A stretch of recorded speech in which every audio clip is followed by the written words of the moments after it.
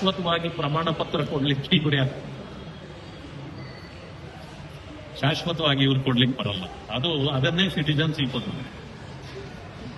ಈಗ ಇಲ್ಲಿ 10 ವರ್ಷದಿಂದ ಇದ್ದಾರೆ, 5 ವರ್ಷದಿಂದ ಇದ್ದಾರೆ ಅಂತೇಳಿ ಪ್ರಮಾಣ ಪತ್ರ ಅದು ಶಾಶ್ವತ ಅಲ್ಲ, ಅದು ಟೆಂಪರರಿ ಡೊಮಿಷಿಯಲ್ ಸರ್ಟಿಫಿಕೇಟ್. ಅದು ಇಲ್ಲಿ ವಾಸವಾಗಿದ್ರು ಅವ್ರು ಮತ್ತೆ ಎಲ್ಲೋ ಹೋಗ್ಬೋದು. ಆದ್ರೆ ಶಾಶ್ವತ ಅಂತಂದ್ರೆ ದಟ್ ಇಸ್ ಕಾಲ್ಡ್ ಸಿಟಿಜನ್ ಪೌರತ್ವ. ಅದು ಇವ್ರಿಗೆ ಬರೋದಿಲ್ಲ. ಆ ರೀತಿ ತಪ್ಪು ಮಾಡಿ ನಿಮ್ಮ ರಾಜ್ಯ ಸರ್ಕಾರವನ್ನ ನಾವು ಕೇಂದ್ರ ಸರ್ಕಾರ ಅನ್ಕೊಂಡು ತಿಳ್ಕೊಳ್ಳೋಲ್ಲ. ಯಾವ ರೀತಿ ಡೆವಲಪ್ಮೆಂಟ್ ಚರ್ಚೆ ವಿಷಯ ಅಲ್ಲ, ಅದು ಕೆಲಸ ಮಾಡಿ ತೋರಿಸ್ತಕ್ಕಂಥ. 3 ವರ್ಷ ಏನ್ ನಿದ್ದೆ ಮಾಡ್ತಿದ್ರ? ಬೆಂಗಳೂರಿನ ಉಸ್ತುವಾರಿ ಸಚಿವರು ಯಾರಿದ್ರು? ಸಿದ್ದರಾಮಯ್ಯರವರಿದ್ರ? ಇಲ್ಲ ರಾಹುಲ್ ಗಾಂಧಿ ಅವರಿದ್ರ? ಮುಖ್ಯಮಂತ್ರಿಗಳೇ ಇದ್ದಿದ್ದಮ್ಮ. ಹಾಗಿದ್ರೆ ಆವತ್ತು ನಿಮಗೆ ಬೆಂಗಳೂರು ಕಾಣ್ತಾ ಇರ್ಲಿಲ್ವಾ? ನಾಟಕ ಮಾಡೋದೊಂದು ನಾಟಕ ಕಂಪನಿನ ಬಸ್ ಸ್ವಲ್ಪ ಬದಿಗಿಟ್ಟುಬಿಡಿ. ಇದು ನಾಟಕ ಕಂಪನಿ ಕೆಲಸ ನಡೆಯೋದಿಲ್ಲ ಬೆಂಗಳೂರಿಗೆ. ಇಲ್ಲಿ ಮಾಡಬೇಕಾಗಿದ್ದು ಅಭಿವೃದ್ಧಿ. ಮಳೆ ಈ ಸಾರಿ ತಮ್ಮ ಕಾಲ್ಗುಣ ಏನೋ ಗೊತ್ತಿಲ್ಲ, ಮಳೆ ಬಹಳ ದುಬಾರಿ ಆದಂತ ಪರಿಸ್ಥಿತಿ ಇದೆ. ಮಳೆಗಾಲದಲ್ಲೂ ಮಳೆ ಬರ್ತಾ ಇಲ್ಲ. ಕಾರಣ ಏನು ಅನ್ನೋದು ಈಗಲೇ ಹೇಳೋದು ಬೇಡ. ಒಂದು ಸಮಯ ಮಳೆ ಬಂದ್ರೆ ನಮಗೆ ಬೋಟ್ಗಳು ಕೊಡಿಸಿ ಅಂತ ಯಾರೋ ಕೇಳೋದು ಬೇಡ ತಮ್ಮನ್ನ, ಯಾಕಂದ್ರೆ ಕಾಸ್ಟ್ಲಿ ಅಫೇರ್ ಆಗತ್ತೆ.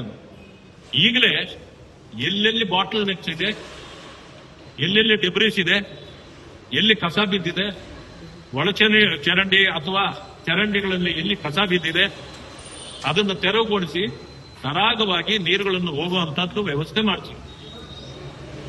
ಈಗಾಗಲೇ ನಾನು ನೋಡಿದ್ದೇನೆ ಬಹಳ ಕಡೆ ರಸ್ತೆ ಗುಂಡಿಗಳು ಬಿದ್ದುಬಿಟ್ಟಿದೆ.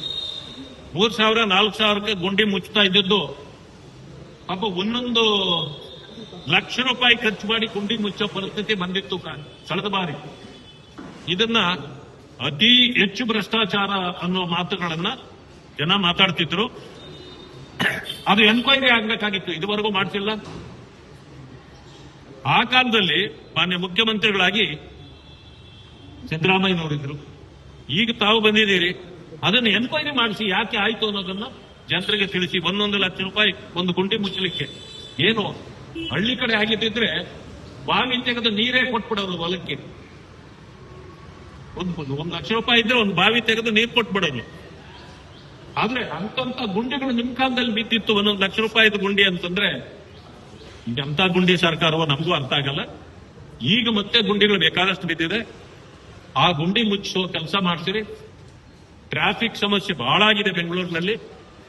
ಇವೆಲ್ಲದರ ಬಗ್ಗೆ ಗಮನ ಕೊಡ್ರಿ. ಆದ್ರೆ ಕಾಂಗ್ರೆಸ್ ಸರ್ಕಾರ ನಾನು ನೋಡ್ತಾ ಇದ್ದೀನಿ, ಅದು ಬೆಂಗಳೂರು ಸರ್ಕಾರ ಆಗಿ ಕಾಣ್ತಾ ಇದೆ. ಬರೀ ಬೆಂಗಳೂರಿಗೆ ಸೀಮಿತ ಆಗಬಾರದು ಸರ್ಕಾರ, ಇಡೀ ರಾಜ್ಯ ನಮ್ಮ ಜವಾಬ್ದಾರಿ ಅಂತಕ್ಕಂಥದ್ದನ್ನ ಗಮನದಲ್ಲಿಟ್ಕೊಂಡು ಕೆಲಸ ಮಾಡಲಿ ಅಂತ ಹೇಳಿ ನಾನು ಆಗ್ರಹ ಪಡಿಸ್ತೇನೆ. ಕೋರ್ಟ್ ಆದೇಶವನ್ನ ಸರ್ಕಾರ ಗೌರವಿಸಬೇಕು. ಆ ಕಾರಣದಿಂದ ಬಹು ಕಾಲದಿಂದ ಬೆಂಗಳೂರಿನ ಪ್ರಜೆಗಳು ಚುನಾವಣೆ ಆಗಬೇಕು ಅನ್ನೋ ಕಾತುರದಲ್ಲಿ ಇದ್ದಾರೆ. ಆದರೆ ಕಾಂಗ್ರೆಸ್ ಸರ್ಕಾರಕ್ಕೆ ಹಲವು ಕಂಟಕಗಳಿದೆ. ಮೊದಲನೆಯದು ಅಭಿವೃದ್ಧಿ ಶೂನ್ಯ, ಎರಡನೆಯದು ಮಳೆ ಬಂದರೆ ಬೋಟ್ಗಳಲ್ಲಿ ಓಡಾಡಬೇಕು, ಮೂರನೇದು ಗುಂಡಿ ಬಿದ್ದ ಬೆಂಗಳೂರು, ಭ್ರಷ್ಟಾಚಾರ, ಕಸ, ಅನೇಕ ವಿಚಾರಗಳು ಹೀಗೆ ಅವರನ್ನು ಕಾಡ್ತಾ ಇವೆ. ಆ ಕಾರಣದಿಂದ ಇವು ಏನು ಮಾಡಿದ್ರು ಸರ್ಕಾರ ಅಂದ್ರೆ, ನಾವು ಯಾವುದೇ ಕಾರಣಕ್ಕೆ ಬೆಂಗಳೂರಿನಲ್ಲಿ ಚುನಾವಣೆ ಮಾಡಿ ನಮ್ಮ ಪಕ್ಷ ಗೆಲ್ಲಲಿಕ್ಕೆ ಸಾಧ್ಯ ಇಲ್ಲ. 5 ತುಂಡುಗಳಾಗಿ ಮಾಡಿಬಿಟ್ರೆ ಯಾವುದೋ ಒಂದೆರಡಾದ್ರೂ ನಾವು ಗೆದ್ರೆ ನಾವು ನಮ್ಮದು ಕೂಡ ರೆಪ್ರೆಸೆಂಟೇಷನ್ ಇದೆ ಅಂತೇಳಿ ಹೇಳ್ಕೊಳ್ಬಹುದಲ್ಲ ಅನ್ನೋ ಕಾರಣಕ್ಕೆ ಕೆಂಪೇಗೌಡರ ನಾಡನ್ನ 5 ತುಂಡುಗಳು ಮಾಡಿದ್ರು. ಚುನಾವಣೆಗೆ ಈಗಲೂ ಹೋದ್ರು ಒಂದು ಗೆಲ್ಲೋದು ಕಷ್ಟ ಇದೆ, ಒಂದನ್ನಾದ್ರೂ ಗೆಲ್ಲಬಹುದಾಗಿತ್ತು, ಅದು ಕಷ್ಟ ಇದೆ ಅಂತ ಈಗ ಅನಿಸಿದ ಮೇಲೆ ಹೋಗ್ಲಿ 2 ಮಾಡೋಣ ಅಂತೇಳಿ ಈಗ ಮತ್ತೆ ಅವರದ್ದು ಮರುಚಿಂತನೆ ನಡೆದಿದೆ ಅಂತ ಗೊತ್ತಾಗಿದೆ. ಈ ಮಧ್ಯದಲ್ಲಿ ಚುನಾವಣೆಗೆ ಹೋದ್ರೆ ನಾವು ಗೆಲ್ಲಲ್ಲ ಅನ್ನೋ ಕಾರಣಕ್ಕೆ SIR ಅನ್ನ ಮುಂದಿಟ್ಕೊಂಡು ಈಗ ಚುನಾವಣೆಯನ್ನ ಮುಂದೂಡ್ರಿ ಅಂತೇಳಿ ಹೋಗಿದೆ. ಸುಪ್ರೀಂ ಕೋರ್ಟ್ ಮತ್ತೆ ವಾಪಸ್ ಬಂದು ನಮ್ಮನ್ನ ಸಮಯ ಕೇಳಬೇಡಿ ಅಂತೇಳಿ ಆದೇಶ ಕೊಟ್ಟಿದ್ರು ಕೂಡ ಮತ್ತೆ ಮರುಪರಿಶೀಲನಾ ಅರ್ಜಿಯನ್ನ ಸರ್ಕಾರ ಹಾಕಿದೆ ಅಂತೇಳಿ ನಾನು ಕೇಳ್ಪಟ್ಟಿದ್ದೇನೆ. ನನಗೆ ಅನ್ನಿಸ್ತಕ್ಕಂಥದ್ದು, ನೀವು SIRಗೆನೆ ಕೋಪರೇಟ್ ಮಾಡಿಲ್ಲ. SIR ಏನೋ ಮತದಾರರ ಹಕ್ಕುಗಳನ್ನು ಕಿತ್ಕೊಳ್ಳುವಂತದ್ದು ಅಂತ ಹೇಳಿದ್ರು. ಯಾಕೆ ಕಿತ್ಕೊಳ್ತಾರೆ? ನನ್ನ ಮತ ನನ್ನ ಹಕ್ಕು ಅದು ಇರ್ತದೆ. ಆದರೆ ಯಾರು ಈ 2002 ಅಥವಾ 8ರಲ್ಲಿ SIR ಮಾಡಿತ್ತು, ಆ ಮಧ್ಯದಲ್ಲಿ ಯಾರು ನಮ್ಮನ್ನು ಅಗಲಿ ಹೋಗಿದ್ದಾರೆ ಅವರ ಮತಗಳನ್ನು ಹೇಗೆ ಪಟ್ಟಿಯಲ್ಲಿ ಇಡ್ಲಿಕ್ಕೆ ಸಾಧ್ಯ? ತೆಗಿಲೇಬೇಕಾಗಿದೆ. ಅದಾದ ನಂತರ ಯಾರು ಹೊರಗಡೆಯಿಂದ ಬಂದು ತಮ್ಮ ಪಟ್ಟಿಯಲ್ಲಿ ಸೇರ್ಕೊಂಡಿದ್ದಾರೆ ಅಂತವರಿಗೆ ಆಧಾರ ರಹಿತವಾಗಿ ಸೇರಿದ್ರೆ ಅದನ್ನ ನಾವು ತೆಗೆಸಬೇಕಾಗುತ್ತೆ. ಯಾರು ಒರಿಜಿನಲಿ ಈ ಪ್ರಾಂತ್ಯದವರು, ಇಲ್ಲಿ ಹಕ್ಕುದಾರರು, ಅವರ ಹಕ್ಕುಗಳನ್ನ ಯಾರೂ ಕಿತ್ಕೊಳ್ಳಿಕ್ಕೆ ಸಾಧ್ಯ ಇಲ್ಲ. ಆ ಕಾರಣದಿಂದ ಅವರು ಸಹಕಾರ ಕೊಡಬೇಕು.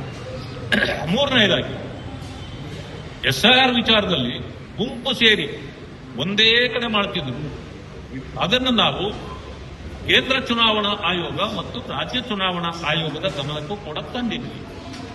ತಂದ ನಂತರ ಈಗ ತೀರ್ಮಾನ ಆಗಿದೆ, ಎಲ್ಲೂ ಕೂಡ ಆ ರೀತಿ ಗುಂಪು ಗುಂಪಾಗಿ ಮಾಡ್ತಕ್ಕಂಥದ್ದು ಕಾನೂನು ಬಾಹಿರ ಮಾಡಬಾರದು. ಒಂದು. ಎರಡನೇ ವಿಚಾರ ಏನಂತಂದ್ರೆ, ನೀವು ಯಾರೇ ಮಾಡಿದ್ರು VLOಗಳು ಮನೆ ಮನೆಗೆ ಹೋಗಲೇಬೇಕು. VLA2ಗಳು ಕೂಡ ಅಷ್ಟೇನೆ, ಅವರ ಸಂಪರ್ಕದಲ್ಲಿದ್ದು ಅದನ್ನ SIR ಅನ್ನ ಮಾಡಬೇಕು. ಒಂದು ಸಮಯ ಯಾರು ಹೋಗದೆ ಮಾಡಿದ್ರೆ ಅದು ತಿರಸ್ಕಾರಕ್ಕೆ ಒಳಗಾಗುತ್ತೆ. ಯಾಕಂತಂದ್ರೆ ಅದಕ್ಕೆ ಕಾನೂನುಬದ್ಧವಾಗಿ ನೀವು ಪುರಾವೆಗಳನ್ನು ಒದಗಿಸಲಿಲ್ಲ ಅಂದ್ರೆ ನಿಮ್ಮ ಮತ ಪಟ್ಟಿಯಲ್ಲಿ ಬರಲಿಕ್ಕೆ ಸಾಧ್ಯ ಇಲ್ಲ. ಇದನ್ನ ಸ್ಪಷ್ಟವಾಗಿ ಈಗ ರಾಷ್ಟ್ರೀಯ ಚುನಾವಣಾ ಆಯೋಗ ಈಗ ಸ್ಪಷ್ಟ ಮಾಡಿದೆ. ಆ ಕಾರಣದಿಂದ ನೀವು ಚುನಾವಣೆಗಳನ್ನು ಮುಂದೂಡ್ತಕ್ಕಂಥದ್ದು ಇದು ಸೋಲಿನ ಭೀತಿಯಿಂದಲೇ ಹೊರತು ಬೇರೇನು ಕಾರಣ ಇರಲಿಕ್ಕೆ ಇಲ್ಲ ಅಂತಕ್ಕಂಥದ್ದು ನನ್ನ ಅಭಿಪ್ರಾಯ.